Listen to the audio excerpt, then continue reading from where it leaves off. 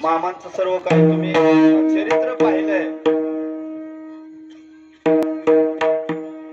तरी सुद्धा काही लोक बऱ्याचशा ठिकाणी असे वागतायत बरं का. मग घ्यायचं काय त्यांच्याकडून?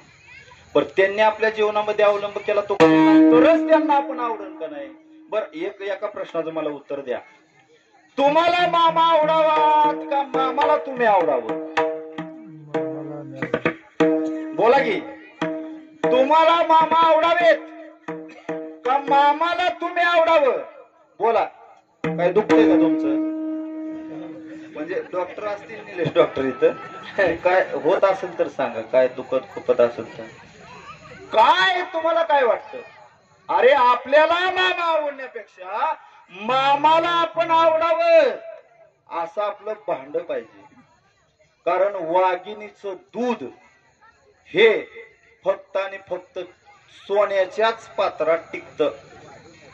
तुम्हाला जर विश्वास नसेल तर उद्या जाऊन आणा, मी दाखवतो.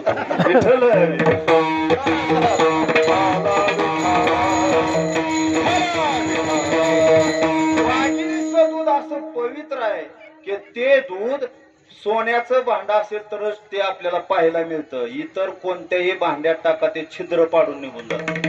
एवढं त्या वाघिणीचं पवित्र आहे. आणि हे अध्यात्म तसंच आहे. त्या मामाला आपण आवडलो तरच भक्ती आपल्यामध्ये रुजल, नाहीतर आपल्याला मामा आवडतात म्हणून आपण काही करून येतो. आपला मुद्दा काय होता? तरी त्या मामाने एवढं काय करून दाखवलं तरी लोक अजून आहेत ना त्या वाटेवर.